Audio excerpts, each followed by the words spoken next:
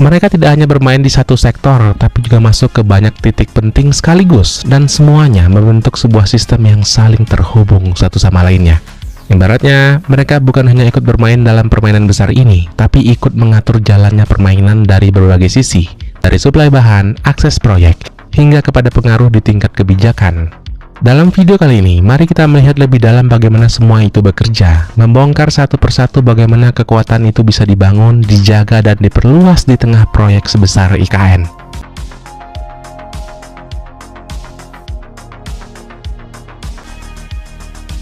Apabila kita mencoba membayangkan sebuah proyek raksasa seperti pembangunan ibu kota Nusantara, tapi di balik semua itu, ada satu hal yang jarang disadari semua orang, yaitu siapa yang menguasai urat nadi utama dari pembangunan tersebut. Cerita ini sebenarnya berawal jauh sebelum IKN ditetapkan. Keluarga Mas'ud sejak lama dikenal membangun kekuatan bisnisnya dari sektor maritim, yang mengangkut batu bara, minyak, dan berbagai komoditas lewat jalur laut. Dari situlah modal besar mereka terkumpul. Dan ketika pemerintah menetapkan Kalimantan Timur sebagai lokasi ibu kota baru, maka arah permainan mereka sedikit berbelok. Salah satu perusahaan mereka yang tidak bisa saya sebutkan di sini, perusahaan ini terdengar seperti perusahaan pelayaran biasa.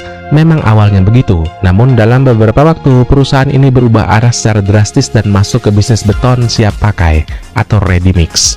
Lalu mengapa beton? Karena dalam proyek pembangunan sebesar IKN, beton adalah segalanya. Hampir semua struktur jalan, gedung, jembatan bergantung pada pasokan beton. Tapi yang lebih penting lagi, beton tidak bisa dikirim sembarangan. Jadi siapa yang punya pabrik beton yang paling dekat dengan lokasi proyek, maka dialah yang punya kendali besar. Dan salah satu PT milik keluarga Mas'ud ini tampaknya memahami hal ini dengan sangat baik. Mereka membangun fasilitas beton skala besar di Balikpapan, khususnya di wilayah utara dan timur, karena Balikpapan adalah pintu utama menuju kawasan IKN, dan semua logistik besar lewat sini.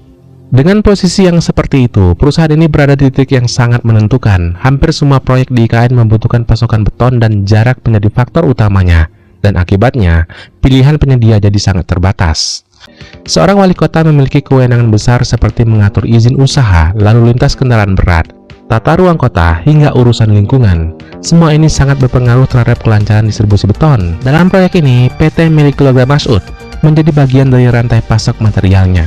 Artinya, proyek yang didanai oleh uang negara yang berasal dari pajak kita secara tidak langsung bergantung pada pasokan dari perusahaan yang punya keterkaitan kuat dengan kekuasaan lokal. Dari sini muncul gambaran yang lebih besar. Ini bukan sekadar soal bisnis beton, ini tentang siapa yang menguasai titik paling penting dalam rantai pasoknya.